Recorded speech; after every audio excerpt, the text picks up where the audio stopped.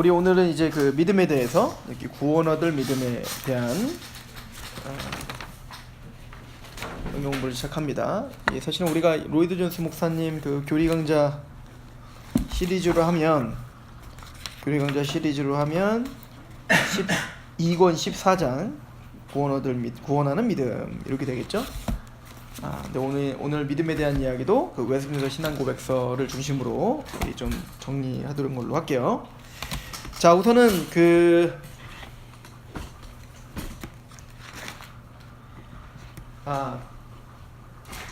우리 기독교에 있어서 믿음은 대단히 중요하다, 그죠? 그러니까 우리가 당연히 기독교에 있어서 가장 많이 쓰는 용어 중에 하나도 믿음이잖아요. 그럼 이제 바른 믿음에 대한 이야기를 우리가 하는데, 저랑 이제 성경 공부를 이제 하면 이제 믿음에 대한 성경 공부를 우리 한번 해봤었던 것도 기억나겠지만. 그럼 바른 믿음을 보기 전에 그럼 올바르지 못한 우리가 오해하고 있는 믿음은 뭐가 있는가를 좀 먼저 본다면 신념을 믿음으로 착각하는 경우가 있다 이거예요. 신념은 믿음이 아닙니다. 신념과 믿음의 차이점은 뭐냐면 신념은 스스로 만들어내는 것이고 믿음은 외부에서 주어지는 것이다. 이렇게 좀 생각하면 되는데, 예를 들어서 이제 신념이라는 건 뭐냐면 내가 이걸 꼭 하고 말 거야. 난 꼭 그렇게 할 수 있는 사람이야. 난 그렇게 될 거야. 이게 어떻게 보면 신념이잖아요. 그런 신념도 대단히 큰 능력이 있어요. 그죠? 신념이 있어야 뭔가 그 인생을 이끌어가는 능력이 있는 것처럼. 그러나 자칫 잘못하면 이 신념을 믿음과 이제 오해할 수가 있는데, 그래서 이제 신념과 믿음의 가장 큰 차이가 뭐냐, 이 부분을 제가 항상 설명할 때는 그렇게 설명을 하는데, 예를 들어 베드로가 무리를 믿음으로 걸었어요. 그죠? 무리를 믿음으로 걸었어요. 그럼 우리가 그 말씀을 보고 갑자기 인혁이가 내가 무리를 걷고 싶은 거야. 그래서 이제 기도를 하기 시작하는 거죠. 하나님, 내가 무리를 걷고 싶습니다. 그래서 믿음이 잘 안 생겨서 40일 작정 금식 기도를 하러 산으로 올라가서 하나님, 내가 무리를 걷고 싶습니다. 그렇게 막 기도를 했더니 나도 모르는 사이에 갑자기 무리를 걸을 수 있을 거라는 확신이 생기기 시작하는 거예요. 그리고 하나님이 나를 왠지 그 무리를 걷게 하실 거고 난 걸어야만 되고, 그런데 갑자기 몸이 막 깃털처럼 가벼운 느낌이 막 들어. 그래갖고 이제 인혁이가 내가 무리를 걸겠다는 정말 진지한 확신이 생긴 겁니다. 믿음이 생긴 거예요. 그래서 이제 사람들에게 나는 이제 무리를 걸을 테니까 날 따라와라. 그래서 이제 우리를 다 데리고 바닷가로 갔어요. 자, 인혁이는 정말 믿었어. 그러면은 무리를 걸었을까 못 걸었을까? 인혁이 자체가 못 걸었다고 얘기하네요. 못 걷습니다. 자, 왜 못 걷죠? 100% 물에 빠지죠. 왜냐면 하나님은 인혁이한테 무리를 걸어오라고 말한 적이 없어. 그러나 베드로가 무리를 걸었던 건 그 당시에 그때에 예수님께서 걸어오라 라고 하시는 약속을 붙들고 걸었던 거예요. 그러나 그거는 굉장히 특별한 사건이고, 우리에게는 무리를 걸어야 될 이유도 없고 무리를 걸으라는 말씀도 없어요. 그러므로 신념과 믿음의 가장 큰 차이는 뭐냐면 바로 하나님의 약속이 있냐 없냐의 문제입니다.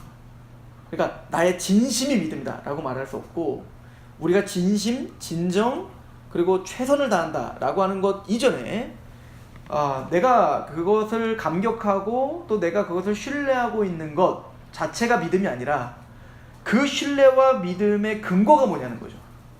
그래서 반드시 믿음은 구원 얻을 믿음이란 신념이 구원 얻을 믿음이 아니다. 그러면 구원 얻을 믿음이면 뭐냐면 반드시 뭐가 깔려 있어야 돼요. 약속의 말씀, 하나님의 말씀이 깔려 있는 게 참된 믿음이다. 이걸 이제 이야기하는 겁니다. 자, 쉽게 한번 얘기해 봅시다. 요즘에 이제 이단들이 굉장히 많이 한국 교회에 많이 나왔어요. 신천지, 안사홍준의 정명석, JMS가 정명석이네. 여호와 증인, 이렇게 쭉 나왔는데, 그 사람들이 공통적으로 주장하는 바가 있는데, 그 중에 하나가 뭐냐면 부활에 대한 문제를 우리에게 이제 걸고 넘어져요. 그래서 걔네들이 이제 부활을 어떤 부활이라고 믿냐면 영부활이라고 믿어요. 영적으로 부활했다. 예수님께서는 영적으로 부활했다. 이렇게 이제 가르치거든요. 얘네가 왜 그렇게 가르치냐면, 예를 들어서 이제 신천지 같은 경우에 예수님께서 승천하시면서 뭐라고 하셨냐면, 이제 예수님 승천하시니까 제자들이 막 하늘만 이렇게 뚫어져라 보고 있었잖아. 그랬더니 천사가 와서 뭐라고 하냐면, 야, 너희들 왜 이렇게 하늘을 이렇게 뚫어져라 쳐다보냐. 예수님은 가신 모습 그대로 다시 어떻게 하리라? 오시겠다. 이렇게 약속했단 말이야. 그러니까 예수님께서 만약에 육체적인 부활을 하셨고 육체적으로 부활하셨다면 예수님이 하늘로 어떻게 올라가신 거야? 육체적으로 올라가신 거잖아요. 그러면 예수님이 재림할 때는 가신 그 모습 그대로 오신다니까. 뭘로 오셔야 돼? 육체로 오셔야 되잖아. 자, 그러면 이만희나 안상홍이나 정명석이나 문선명이가 재림주가 될 수 있어 없어? 없지. 왜냐면 육체로 그대로 오시면은 문선명이가 하늘에서 막 전 세계 사람들이 보는 가운데서 오질 않았잖아. 그러니까 얘네들이 그것을 자기가 재림주가 되기 위해서 어떻게 바꾸냐면 예수님께서는 부활을 영적으로 부활했다 이렇게 가르친단 말이에요. 그래서 영으로 만약에 예수님이 부활했다면 영적으로 가셨으니까 오실 때도 뭘로 오실 거야? 영으로 오신다는 말이랑 똑같아진 거잖아. 그럼 영은 보여 안 보여? 안 보이잖아. 그러니까 그 영이 재림하셔서 어떤 사람에게 왔으나 우리는 그걸 알아 몰라? 모른다고. 그러니까 이만희한테 영적으로 왔는데 우리는 모르고 있는 거지. 무지하게 바보처럼. 이런 것을 자기들을 이제 재림주로 만들기 위해서 영부활을 굉장히 강조를 한단 말이에요. 자, 한번 생각해 봅시다. 우리가 교회를 잘 다녀요. 그래서 부활절날 계란도 많이 까먹어 봤어. 그렇게 많이 부활절날 계란도 까먹고 부활 막 믿는다고 했는데 갑자기 신천지와 안상홍주의나 뭐 이런 사람들이 갑자기 우리에게 만약 이런 성경 구절을 가지고 이제 얘기를 했다고 한번 해보자. 베드로전서 2장을 한번 보세요. 자, 베드로전서 2장.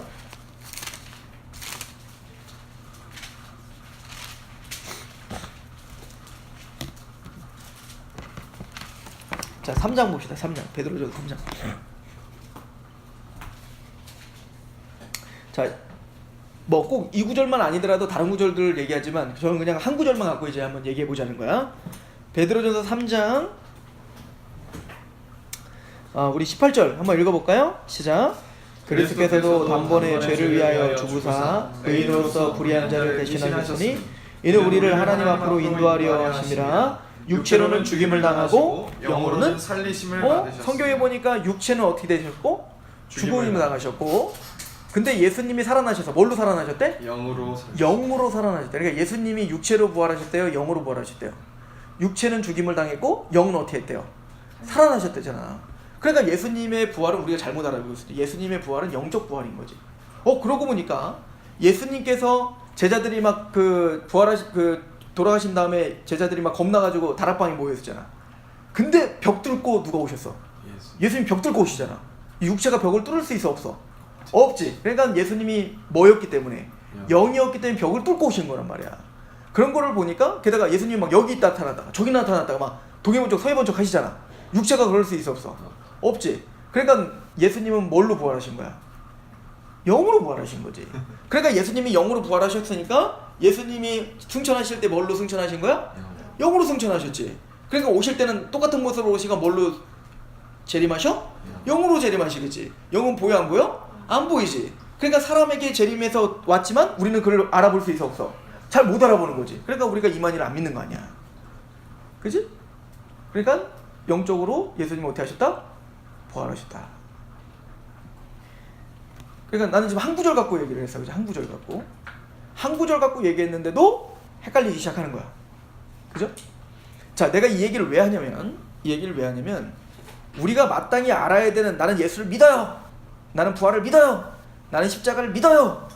라고 얘기는 하는데 정작 정말 예수 그리스도께서 우리에게 주신 말씀의 기반으로 정확하게 그 반석에 깔아서 우리가 믿는 믿음이 아니라면 우리는 언제든지 흔들릴 수 있다는 거예요. 그러니까 수많은 기독교인들이 신천지에 제가 이제 그 서울에서 있을 때까지만 해도 신천지가 약 4만이라고 했다고. 4만에서 5만이라고 했다고. 근데 내가 여기 온 지 이제 7년 좀 넘었단 말이야. 근데 지금은 16만이래. 그럼 1년에 몇 명씩 신천지가 빠진 거야? 계산이 안 돼. 1년에 10,000명이 넘게 15,000명, 13,000명 이상이 빠진 거거든? 근데 그 1년에 13,000명이 신천지만 빠진 게 그런 숫자야. 안상홍은 몇 만인지도 몰라. 우리가 헤아릴 수가 없어. 엄청 많아. 몇십만이야. 자, 그럼 그 수많은 사람들이 다 불신자들이 빠지는 게 아니라 전부가 다 어디서 나가는 거야? 우리처럼 교회를 다니고 예수님을 믿고 십자가를 믿고 부활을 믿는다는 많은 사람들이 다 그런 데를 간단 말이에요. 믿음이 있다라고 했던 사람들이. 그런데 그 사람들이 왜 그렇게 거기에 빠졌을까? 당연히 믿음의 반석을 뭘로 확실하게 깔지 않았던 거야. 말씀으로 깔지 않았던 겁니다. 부활의 교리는 굉장히 중요한데도 불구하고 우리는 이 기본적인 부활의 교리도 어떤 헷갈리는 구절이 딱 들어오면 우리는 헷갈릴 수밖에 없는 겁니다. 그죠? 자, 예를 들어서 이 구절 같은 경우에 육체로는 죽임을 당하고 영으로는 살림을 받았다라고 할 때 사실은 이거는 개역 개정이니까 이렇게 헷갈리는 것 뿐인데, 이 말은 예수님께 육체로 죽임을 당했지만 성령으로 말미암아 살아나셨다는 의미지 영이 살아나셨다는 얘기 아니야. 우리 또한 영은 죽고 사는 게 아니야. 예를 들어서 태생이가 죽는다고 해가지고 영혼이 갑자기 죽었어? 아니죠. 육체와 영혼이 분리되는 것 뿐이지 영혼은 영원한 천국 아닌 지옥에 가 있는 거란 말이에요. 이해가시죠? 자, 그러면 예를 들어 누가복음을 한번 보세요. 누가복음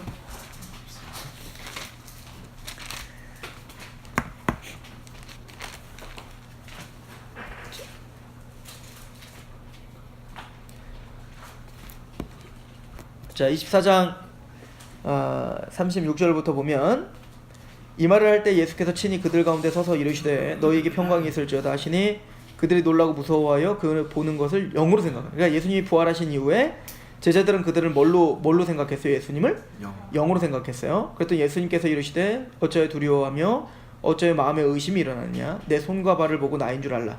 또 나를 만져보라. 영은 살과 뼈가 없지만 너희 보는 바와 같이 나는 있다. 그러니까 예수님은 육체로 부활하신 게 분명하죠.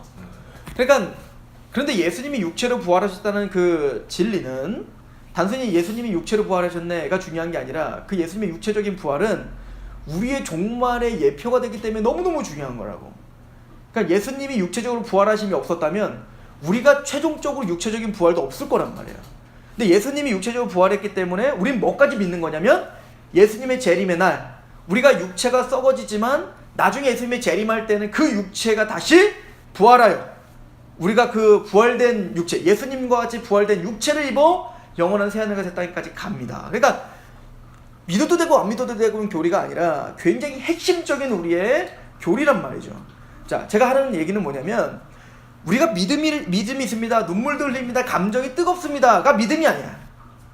물론 믿음에는 그런 감정적인 요소도 분명히 들어가 있어요. 그래서 우리 보고 하나님을 사랑할 때 뭐라고 하냐면 마음을 다하고 뜻을 다하고 목숨을 다해 사랑하잖아요. 그건 전 인격적으로 반응하는 거죠, 믿음은. 그럼에도 불구하고 그 감정 자체가 믿음이 아니라 반드시 믿음에는 뭐가 깔려야 된다? 약속의 말씀이 깔린 것이 참된 믿음이다 라고 하는 겁니다. 그러니까 우리가 이렇게 성경 공부를 하고 말씀을 보는 건 당연한 겁니다. 그러니까 우리 로마서 10장을 보세요.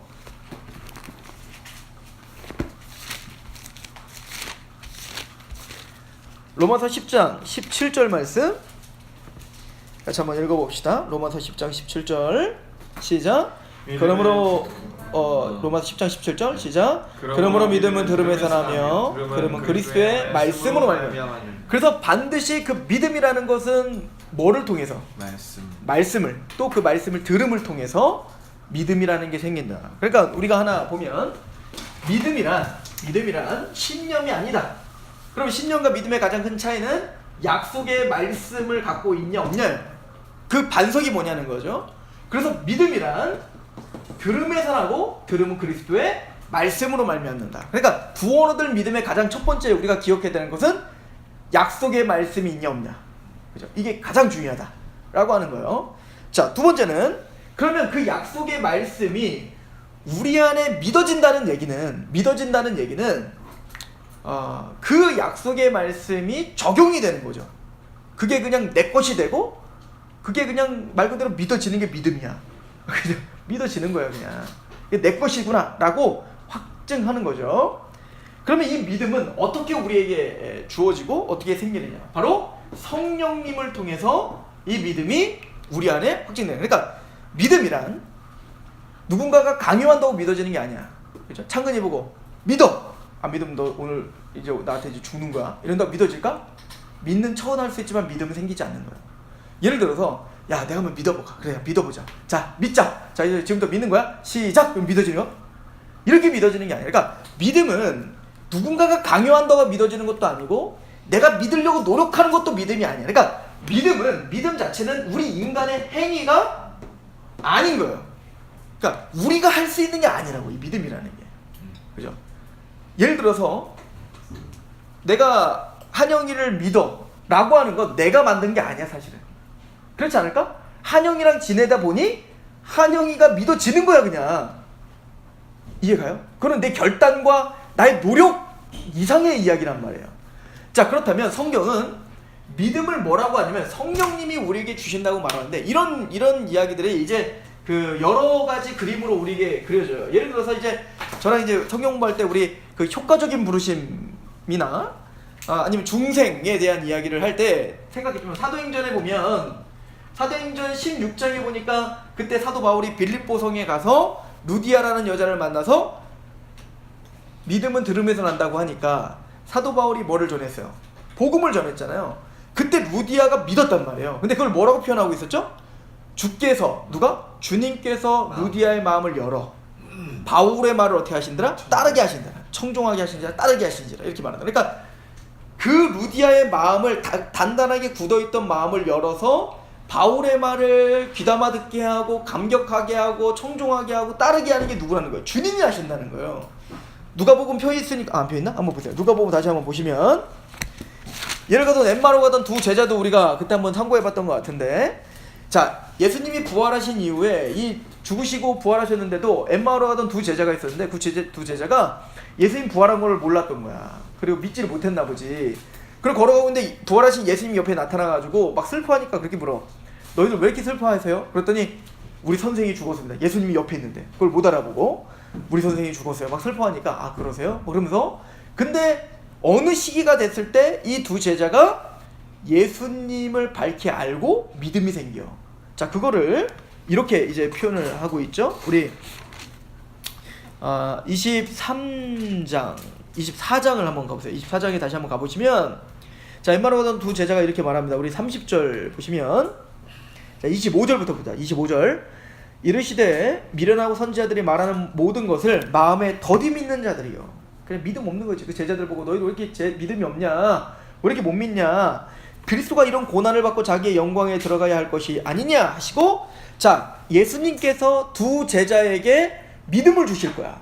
그래서 무엇을 가지고 믿음을 주시냐면 27절에 보니까 이에 모세와 모든 선지자의 글로 시작하여 모든 성경에 쓴 바 자기에게 관한 것을 자세히 설명하시더라. 그러니까 예수님께서 십자가에 죽으시고 부활하신 본인의 이야기를 무엇을 가지고 설명을 하셔? 성경, 구약 성경을 가지고 제자들에게 알려주셨다고요. 그랬더니 어떤 일이 벌어지죠? 우리 그 30절부터 보시면 그들과 함께 음식 잡수실 때 떡을 가지다 축사하시고 떼어 그들에게 주시니, 자 31절 같이 읽어봅시다. 시작. 그들의 눈이 밝아져 그인 줄을 알아보더니 예수는 그들에게 보이지 아니하시는지라. 자, 그리고는 이 제자들 이런 말합니다. 32절 시작. 그들이 서로 말하되 그래서 우리에게 말씀하시고 우리에게 성경을 풀어주실 때에 우리 속에 마음이 뜨겁지 않냐. 말씀을 들은다고 해서 갑자기 믿어지는 게 아니라 주님께서 그 말씀을 어떻게 하세요? 풀어주세요. 이거를 빌립보서에 있는 빌립보 성에 있었던 루디아는 뭐라고 표현했고, 주께서 그 마음을 열어 믿게 하신 거죠. 그러니까 주님이 우리의 마음을 여셔야 되는 거예요. 주님이 우리 마음에 그 말씀이 믿어지게 해야 되고 들리게 해야 되고 감격하게 해 주셔야 되는 겁니다. 그죠? 그래서 여기서도 항상 마찬가지죠. 그 루디아도 마찬가지고 바울이 말씀을 전했고 예수님이 성경을 가지고 이야기했고 주님께서 루디아의 마음을 열었고 엠마로 오던 두 제자의 마음도 주께서 열어 뜨거운 마음을 주셨죠. 그런 것처럼 말씀을 들어야 되는데 그 말씀을 전하는 우리가 믿음을 줄 수 있다 없다? 없다. 우리는 말씀을 전할 뿐이지만 그 말씀을 갖고 성령께서 그 마음을 열어 믿음을 주시는 것이다. 이게 성경이 가르쳐요. 그러니까 믿음 또한 우리가 할 수 있는 것도 아니다. 그래서 믿음을 뭐라고 표현하는? 이 믿음을 은사라고 표현하는 거예요. 그러니까 은사라는 말이 선물이라는 말이에요. 그러니까 예를 들어 에베소서 2장을 보면 이렇게 써있죠. 에베소서 2장을 한번 가봅시다. 2장 8절. 이 복음에서 가장 중요한 구절 중에 하나예요. 2장 8절은 자, 에베소서 2장 8절 시작. 너희는 그 은혜에 의하여 믿음으로 말미암아 구원을 받았으니 이것은 너희에게서 난 것이 아니요 하나님의 선물이라. 여기 보니까 너희는 믿음으로 말미암아 구원을 받죠. 그러니까 우리가 구원받을 수 있는 유일한 길은 뭐예요? 믿음이에요. 그런데 믿음이 뭐래요? 그 앞에 그 은혜에 의하여 믿음으로 말미암아 구원을 받았다는 거야. 그러니까 우리가 믿음도 그 은혜 안에서 생기는 겁니다. 그러니까 믿음이 생겼다는 것 자체는 이미 하나님이 우리에게 은혜를 부어주고 계시다는 거예요. 그 은혜가 없다면 우리는 믿을 수 없는 사람들인 거예요. 그래서 이걸 뭐라고 표현하죠? 너희에게서 난 것이 아니요, 이것은 너희에게서 난 것이 아니요, 하나님의 선물. 그러니까 우리가 행해서 받은 게 아니야. 거저 하나님이 주시는 은혜로 주시는 선물이야. 이게 뭐야? 믿음으로 말미암는 구원이다 라고 이야기를 하죠.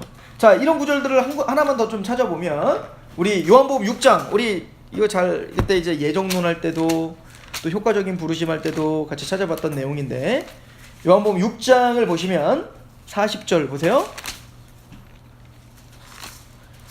6장 40절 같이 한번 읽어봅시다. 자, 시작. 내 아버지의 뜻은 아들을 보고 믿는 자마다 영생을 얻는 이것이니 마지막 날에 내가 이를 다시 살리리라. 자, 하나님의 뜻은 아들을 보고 믿는 자가 영생 얻는 거예요. 그죠? 믿는 자가 영생 얻는 겁니다. 자, 그런데 우리가 믿는다는 얘기는 예수님께 간다는 얘기 아니에요. 이거를 근데 또 이렇게 말하죠. 우리 37절 한번 읽어봅시다. 37절 시작. 아버지께서 내게 주시는 자는 다 내게로 올 것이요 내게 오는 자는 내가 결코 내쫓지. 그러니까 예수님을 믿어야지만 구원받을 수 있는데 그 아버지께는 누가 갈 수 있어요? 아버지께서 보내주셔야, 예수님께 보내주셔야 예수님께 갈 수 있다고요. 그러니까 우리가 예수님을 믿고 예수님께 가는 것도 우리 마음대로 하는 게 아니야. 누가 보내주셔야 돼요? 하나님. 그럼 하나님이 안 보내주시면 어떻게 될까? 우리 그 65절 보세요. 65절 시작. 그러나 너희 중에 믿지 않은 자들이 있느니라. 아니지. 65절 시작. 또 이르시되 그러므로 전에 너희에게 말하기를 내 아버지께서 오게 하여 주지 아니하시면 누구든지 내게 올 수 없다. 그러니까 아버지가 예수께 보내주지 않으면 우리는 결코 주님께로 갈 수가 없어요. 그 얘기는 뭐죠? 이거를 로마서 9장은 원하는 자로 말미암도 아니요 다른 박질하는 자로 말미암도 아니요 오직 긍휼히 여기시는 하나님으로 말미암는 거다. 그러니까 우리가 믿음이 생기는 것도 하나님의 주권 속에 그 은혜 속에 믿음이 생기는 것이지 우리가 만들어낼 수 있는 것이 믿음이 아니다. 그래서 우리가 구원은 뭘로 얻죠? 구원은 그죠? 자, 구원은 오직 믿음으로 얻는 거예요. 그죠? 믿음으로 얻는데 사실은 이 믿음으로 얻는다는 것은 믿음은 내가 만들 수 있는 게 아니라는 걸 지금까지 찾아봤습니다. 그래서 구원은 사실은 믿음으로 얻는 게 아니라 뭘로 얻냐면 은혜로 얻는 거예요. 그죠? 근데 그 은혜로 얻는다는 말을 믿음으로 얻는다는 거랑 동일하게 쓰고 있는 겁니다. 그러니까 내 믿음이 구원시켰다가 아니라 그 믿음조차 누가 주신다고 믿는 거예요? 하나님이 주시는 것이 내가 할 수 있는 게 아무것도 없습니다. 그러니까 행함으로 구원받지 않고 믿음으로 구원받습니다라는 얘기는 행함의 반대로서 나는 할 수 있는 게 아무것도 없고 하나님의 전적인 은혜로 구원받습니다 라고 하는 것을 표현할 때 쓰는 게 뭐냐면 믿음으로 구원받습니다 라고 고백하는 거라고요. 그러니까 믿음이라는 건 내 의지, 내 신념, 내 행위, 내 결단을 말하는 게 아니라고. 믿음으로 구원받는다는 얘기는 내 것으로는 구원받을 수 없습니다. 나는 아무것도 가지지 않은 거지처럼 그냥 그 왕이 주시는 그것을 믿음이라는 손을 가지고 그것을 받을 뿐입니다 라고 이야기해요. 그러니까 믿음은 하나의 그냥 그 거저주시는 은혜를 받는 통로일 뿐이지 아무것도 아니라고. 자, 무슨 얘기냐면 봐봐요. 한영이가 있는데 내가 한영이한테 값진 선물을 줬다고요. 근데 한영이가 뭐 잘한 게 하나도 없다고. 근데 내가 그냥 한영이한테 주고 싶어서, 잘못했는데 그래도 주고 싶어서 줬다고 해봅시다. 그런데 한영이가 자기가 한 것도 없는데 좋은 선물을 목사님께 받은 거야. 뭘로 받았어요? 손으로 받지. 일부러 안 받든? 손으로 받을 거 아니야. 그러니까 그 믿음이라는 건 바로 손과 같은 거야. 그런데 이렇다고 한번 해봅시다. 야, 그 선물 어떻게 받아? 이거 내 손이 받은 거지. 내 손이 잘했으니까 내가 받은 거지. 바보 아니야? 이해 가세요? 손이 받는다는 얘기는 이건 이게 뭐가 중요하냐고. 여기서 중요한 건 손이 받는다는 걸 집중하는 사람이 누가 있냐고. 손은 그냥 받는 도구일 뿐이고 여기서 중요한 건 뭐지? 목사님의 은덕이 중요하지. 그치? 목사님의 그 마음이 중요한 거고, 그걸 주는 선물이 중요한 거야. 내가 받을 자격이 없는데 나는 내 손으로 받았는데 내 손으로 받았다 이걸 자랑하는 사람이 어디 있냐고. 그냥 선물 받았다라고 하지. 마찬가지로 믿음이 바로 그런 손과 같은 거야. 그러니까 믿음은 자랑할 수 있는 게 아닌 겁니다. 자랑은 오직 그리스도만 자랑이 돼야 돼. 우리에게 주신 하나님의 은혜를 자랑하는 거지 내 믿음을 자랑하면 안 된다고. 근데 우리는 그걸 착각할 수 있다는 얘기입니다. 그래서 믿음이란 은혜를 표현하는 다른 표현인 것 뿐이지 믿음은 우리의 행위요 자랑도 아니다. 아무것도 아닌 거예요. 그죠? 오직 하나님만이 은혜로. 자, 그러면 믿음은 그래서 하나님의 은혜로 주시는데 근데 이 믿음은 우리 안에서 실제적인 역사를 합니다. 이 갈라디아서 5장을 한번 가보시죠. 갈라디아서 5장.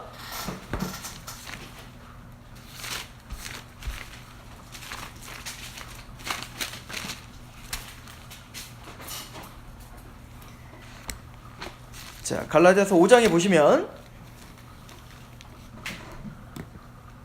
자, 5장 4절부터 보면, 율법 안에 의롭다함을 얻으려 하는 너희는 그리스도께서 끊어지고 은혜에서 떨어진 자로다. 그러니까 우리가 뭔가 율법을 행함으로 구원받겠다라고 말하는 즉시 그는 그리스도의 사람이 아니에요.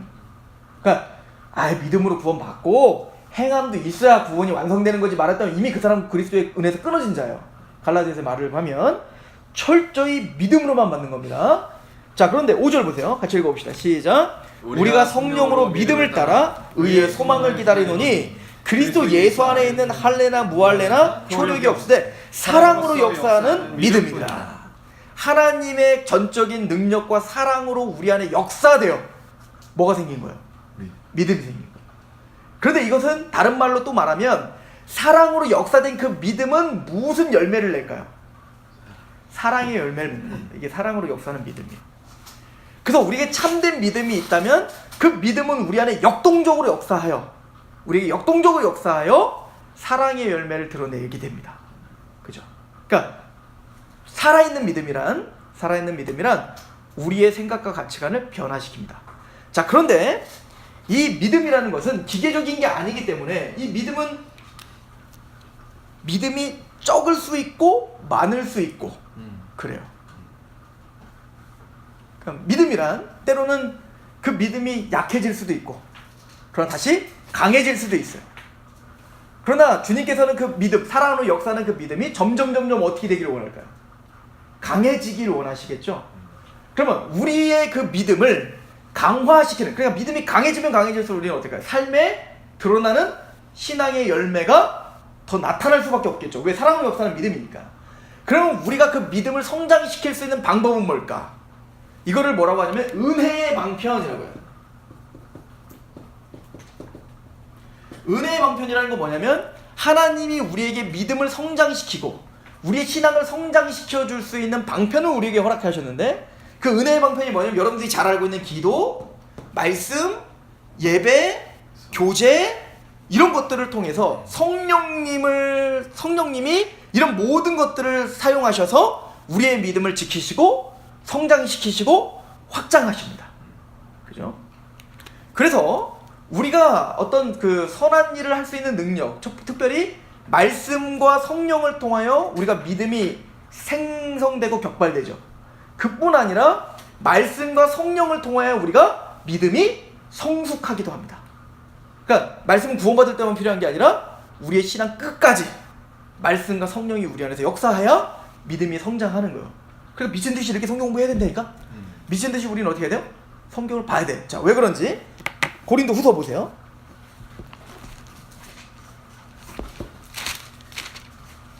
자, 고린도 후서 자 3장 보십시오. 고린도후서 3장.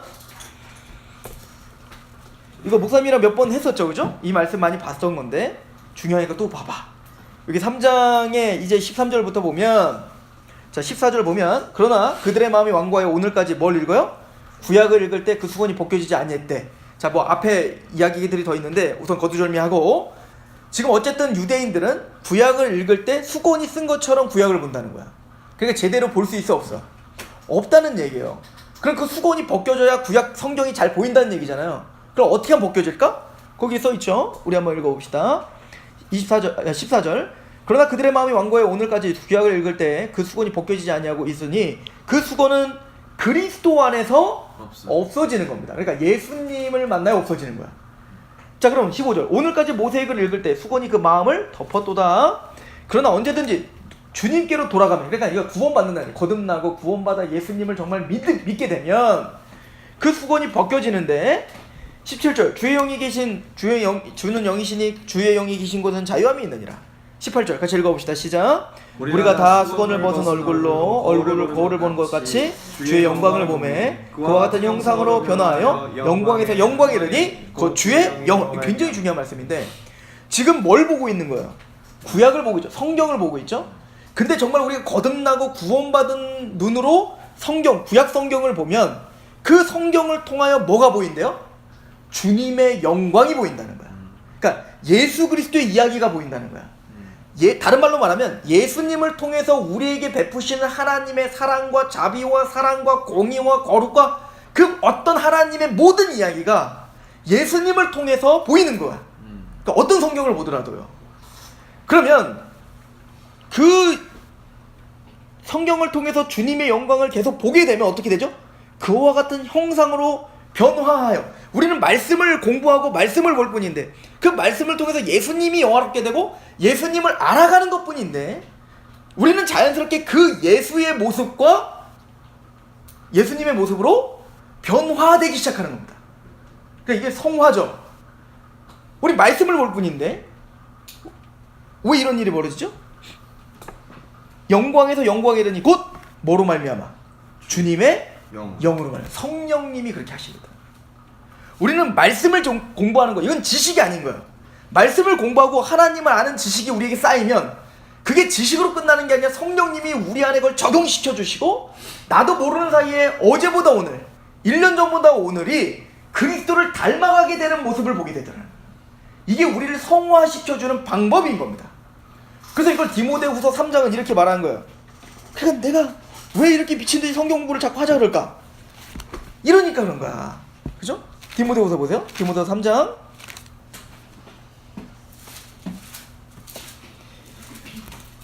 15절 보십시오. 자, 14절. 디모데후서 3장 14절. 그러나 너는 배우고 확실한 일에 거하라. 너는 내가 누구에게 배운 것을 알며 또 어려서부터 성경을 알았나니 성경은 능히 너로 하여금 그리스도 예수 안에 있는 믿음으로 말미암아 구원에 이르는 지혜가 있어. 첫 번째, 말씀을 통해서 우리는 뭘 받아? 구원을 받는다고요. 근데 성경은, 하나님의 말씀은 우리를 구원시켜줄 뿐만 아니라 모든 성경은 하나님의 감동, 이것도 성령님이죠. 그리스도의 영, 하나님의 감동으로 된 것으로 교훈과 책망과 바르게 함과 의로 교육하여 유익하니 이는 하나님의 사람으로 어떻게 하며? 온전하게 하며 모든 선한 일을 행할 능력을 갖추게 하려 함이라. 그러니까 우리가 어떤 상황 속에서라도 그 믿음이 성장하고 그 믿음이 강해지고 그 믿음으로 우리가 승리할 수 있는 비결은 여기 있다는 겁니다. 하나님의 말씀으로 교훈받고 책망당하고, 그러면은 바르게 하는 게 무엇인지, 의로 교육하는 게 무엇인지 말씀을 통해서 끊임없이 묵상할 때 우리 안에 우리가 온전하게 우리가 성장해 가고, 또 어떤 일도 능히 할 수 있는 선한 일을 행할 수 있는 능력을 갖추게 된다는 거예요. 그래서 이걸 다니엘이 뭐라고 하냐면, 다니엘이 예언하면서 이제 앞으로는 어려운 시대가 올 것이다 막 예언하잖아요. 막 적그리스도가 오고 막 그렇게 예언을 한 다음에 앞으로는 정말 하나님을 믿는 사람들이 정말 어려운 시대가 올 거야 막 그러면서 다니엘이 한마디를 합니다. 그러나 하나님, 자기 하나님을 아는 지식이 있는 백성은 용맹을 떨치리라. 우리가 어떻게 하나님의 아는 지식을 가질 수 있겠냐고요. 우리가 어떻게 그런 고난의 시기를 준비할 수 있겠냐고요. 말씀을 통해서 주의 영광을 보고 그 영광으로 가득 찰 때, 그래서 그리스도를 아는 지식 가득할 때 우리는 내가 모르는 사이에 뒤를 돌아보면 성장해 있을 뿐만 아니라 능히 선한 일을 행할 수 있는 능력이 갖춰지게 돼 있더라. 이제는 그런 성도들이 필요한 시기가 왔습니다. 이제는 세상과 진검승부해야 될 때가 왔다고요. 하나님의 말씀으로 가득 찬, 그래서 충만한 하나님의 백성들이 어떻게 능히 승리하는지를 보여주는, 그 믿음을 능히 보이는 하나님의 백성들이 있어야 된다는 것이죠. 웨스트민스터를 봅시다. 자, 다 정리했어요. 이제 웨스트민스터로 그래서 우리는 이렇게 신앙 고백을 합니다 라고 이제 우리는 읽습니다. 14장 구원에 이르는 신앙 1번 믿음의 은사로 말미암아. 믿음은 그래서 뭐래요? 은사인 거예요. 선물인 겁니다. 하나님이 주시는 겁니다. 믿음의 은사로 말미암아 선택자들은, 그러니까 택함받은 자들은 믿어 그들의 영혼이 구원을 받을 수 있게 되는데, 그러니까 믿음을 통하여 우리가 영혼 구원을 받는데, 그 믿음의 은사는 그들의 심령 안에서 역사는 무엇으로 말미암아? 그리스도의 영의 역사로, 통상적으로 말씀의 증거에 의하여 역사되는 거야. 그러니까 그 믿음의 은사는 무엇을 통해서? 말씀과 성령님을 통해서 우리 안에 격발되고 만들어지는 거죠. 또한 말씀과 성례 집행과 기도에 의하여, 이게 뭐예요? 은혜의 수단입니다. 그런 은혜의 수단으로 믿음의 은혜는 증가되고 강화되어 갑니다. 그죠? 2번 이 믿음으로 말미암아 말씀 안에서 친히 말씀하시고 계시는 하나님의 권위를 인하여 말씀 안에 계시되어 있는 것을 기독교인은 참된 것으로 믿으며, 그죠? 그러니까 하나님의 은혜로 이 모든 게 다 믿어지는 거예요. 그 말씀의 각 구절에 포함되어 있는 내용에 따라 행동하되, 명령의 말씀에는 순종하고 경고의 말씀에 대해서는 떨고, 금세와 내세에 대한 하나님의 약속의 말씀은 기꺼이 받아들여요. 왜? 사랑으로 역사하는 믿음이기 때문에 이런 열매들이 드러나죠. 그러나 구원에 이르는 신앙의 주요한 행위는 은혜의 언약에 근거하여, 그러니까 약속에 근거한 것이다. 그죠? 말씀에 근거한 것이 믿음이에요. 은혜 언약에 근거하여 칭의와 성화와 영생을 위하여 그리스도만을 받아들이고 영접하고 의존하는 것들, 그러니까 우리의 행위를 받아들이지 않고 온전히 하나님만 의존하는 게 믿음인 거예요. 3번 이 믿음에는 정도의 차이가 있어요. 그러니까 약할 수 있고 강할 수 있어요. 정도의 차이가 있어서 약한 경우도 있고 강한 경우도 있으며, 자주 그리고 여러 모양으로 공격을 당하여 약해질 수 있어요. 맞아요. 우리는 상황과 여러 시험이 들고 감정적으로 뭔가 약해지면 믿음이 약해질 수 있어요. 너무 놀라지 마. 원래 그런 거야. 믿음은 항상 유기적으로 역사하기 때문에. 그리고 여러 모양으로 자라나서 그리스도를 통하여 온전한 확신에 이르게 되는데, 이는 그리스도께서 우리의 믿음의 창시자요 또한 온전케 하시는 분이기 때문입니다. 자, 요거 하나만 이제 하고 마칠게요. 히브리서에 보면, 히브리서 11장에 보면 믿음장이 있어요. 거기 보면 믿음으로 아벨은 하나님이 받으시는 제사를 드렸어요. 믿음으로 에녹은 하나님과 동행했어요. 믿음으로 노아는 하나님께 순종했습니다. 믿음으로 아브라함은 모세는 믿음으로 어떻게 했다? 믿음으로 그들은 세상의 능히 감당치 못할 삶을 살았습니다. 그죠? 자, 그런데 히브리서 12장에는 그런 믿음의 선진들의 이름을 쫙 나열한 다음에 우리에겐 이런 허다한 증인들이 있다라고 말합니다. 얽매이기 쉬운 것들을 벗어버리고 그리스도와 함께 그렇게 열심히 앞을 보면서 달려갔던, 믿음의 경주를 냈던 우리의 믿음의 선진들이 있습니다 라고 하고, 12장 2절에 히브리서 12장 2절에 뭐라고 하냐면 믿음의 주요 또 온전하게 하는 그리스도를 바라보라 이렇게 말하죠. 바라보자. 무슨 얘기냐면 믿음의 주요, 우리말로 하면 뭐예요? 믿음의 주인은 누구시라는 거예요? 예수라는 거예요. 그건 우리 것이 아니라는 거예요. 왜냐면 하나님의 은혜로 주신 것이기 때문에 그래요. 다른 말로 이거는 사실 원어로 보면 믿음의 주요할 때 이 주요라고 하는 단어는 아르케라는 단어예요. 이건 뭐냐면 근본이요, 시작이요, 이런 얘기라고. 그러니까 우리의 믿음의 시작, 우리의 믿음의 근본, 우리의 믿음의 격발자는 누구신 겁니다? 예수예요. 그리고 우리는 그 믿음이 약해질 수 있고 강해질 수 있지만 그 믿음을 온전케 하시는 분도 누구예요? 예수인, 우리의 믿음의 주요, 온전케 하신 예수를 바라보자. 우리는 자격이 없고 우리는 여전히 연약한데 그런 우리를 붙들어 주시는 예수를 바라보는 것, 이것이 믿음인 겁니다. 믿음의 주요, 온전케 하시는 예수를 바라보자.